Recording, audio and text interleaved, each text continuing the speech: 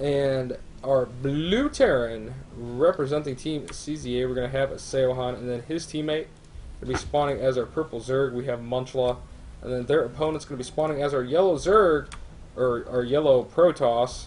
They look the same. Not really. It's going to be Get Slammed. And then his teammate spawning as our pink Zerg is going to be Towley. I think you can tell where my state of mind is at this point in the Quite evening. late into the night. Oh man, I have had a crazy day. Woke up with a killer headache. Really Uh, wanted to sleep, couldn't sleep. So I'm running on fumes, but I am here because I want to cast this 2v2 Masters Weekly. Because for I sure, love for sure. watching this, and I love our fans. Even the ones who occasionally heckle us, I still love them too. Gotta Because have them. Gotta even if have they're 'em. heckling us, they're still watching. And that's what matters at the end of the Yep. day. Fair enough. So Yeah, get shout out slammed. to everybody. Big heart. Yep. And get slammed in his regular manner does not wall off. Pioneer's Nexus taking a 13 gate. And regular stuff out of Siohan taking that Rax on 12. Standard. Yeah, pretty standard stuff for all players. Looks like nobody's going to actually wall in their front here, so everyone just leaving the ramp wide open. Do have these backdoor expansions, of course, on this map that can definitely come to play, and it looks like Tali might actually be the first one to take one to play. Going to just take the economic risk to drop that hatch first play, whereas his Zerg counterpart here, Munchla, going to actually just go with a little more standard. I believe this was a 14 gas 14 pool play. Based on his Overlord time, I'm going to say that it is a 14 gas 14 pool because he is building the 15 Overlord there. Hmm. And yeah, so this is actually one of the first matches on Boneyard where we have two Zergs and they didn't mirror each other basically for the opener. So let's see if Munchlaw can kind of take advantage of the fact that he has early units to pressure the front, especially a front that isn't walled off. Yeah, definitely agree with you there.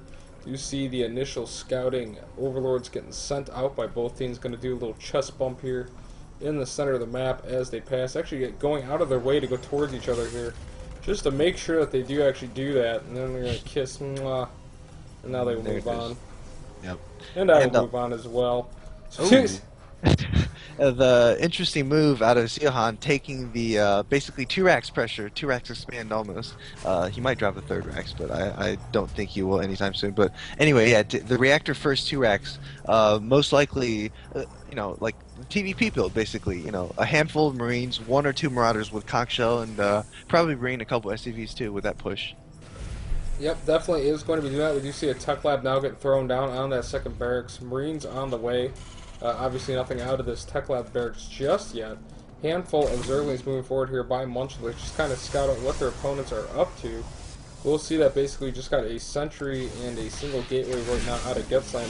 You have the two base economy here out of Tali, not really utilizing that second base just yet.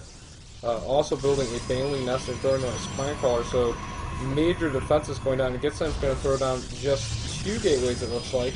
No third gateway, so they're just going to try to wall in the front here. Leave just a small choke that the sentries can more easily take care of. And we see Montreal actually taking his backdoor expansion behind this.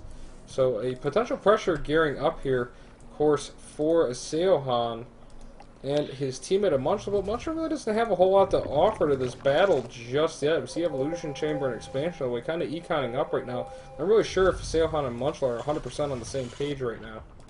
Yeah, Siohan actually getting combat shields before conch shells are stim, which is an interesting choice. I haven't really seen that put into play. Maybe there's some really good timing with just mass marines. But oh, he's actually destroying the gold rocks instead of pressuring the front. We'll have to see what he wants to do here. I can't imagine him not applying pressure with that amount of bio at the beginning of the game. Well, he has one basing, at least for the time being. I mean, I'd assume that if he wanted to back off of the unit production, he could just take this gold base and throw a engineering bay down and just plop a planetary there. I mean, Yeah. I've never really seen that many people try and go that route, especially if they see their opponents playing more defensively. They just try and take that forward gold base, especially as Terran players, and plop a planetary out, but it does not look like he's going to actually be doing that. Clearing out the gold rocks, but now moving forward here with this Marine Marauder force, as you said, does not have concussor shells, but does have the combat shields. Gets a bunch of his forces actually trapped there by great good force shields. shields by Getsland. And that basically just absolutely crushes this push by Seohan. and he is going to be forced to retreat at least for the time being. This is kind of what I was talking about by him and his teammate not really being on the same page exactly, as him trying to apply some pressure up front there basically on his own while his teammate is really econing super heavy right now, but not teching up really at all. So I'm kind of curious to see what their plans could be here, as the layer just not getting started. Kind of feels a little bit late considering how heavily he was econing and teching, or could have been teching early in the game, behind his push by Seohan. But we'll have to wait and see. Now adding in a couple of Zerglings here. I'm not really sure. There's going to be a whole lot they can do, though, with the amount of force field still left in Gitslam's forces. But we do have an Overlord coming forward here to try and help them break this front line. Yeah, that's the smart thing to do here, is to have the Overlord vision. Oh, you don't want it to get picked off here, though. With the Marauders, you know, outraging most things on the Protoss team, but the Overlord does fall some, you know, some slower control out of him to, you know, lose that Overlord, which is kind of unfortunate, because having that high ground vision into a Protoss wall off as a Terran is very, very, very beneficial, as, you know, most of the production buildings are part of the wall off. It did have the scouting Overlord moving in. Stalkers picked that off quite easily.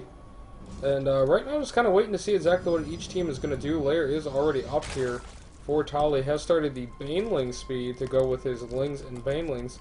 Also starting the +1 melee attacks. No other layer tech that I've seen out of him just yet on the production panel. Now throwing down an Infestation Pit is going to be Munchla. So it looks like Munchla is going to be the first to actually tech up of our Zerg players. And despite the fact that he was econing so much in the early game, not that much tech compared to his counterpart of Tali to really speak of just yet.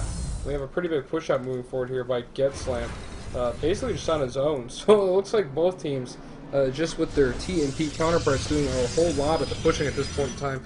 But now here comes some reinforcing Lings and Banelings here of Tali to try and help his teammate out.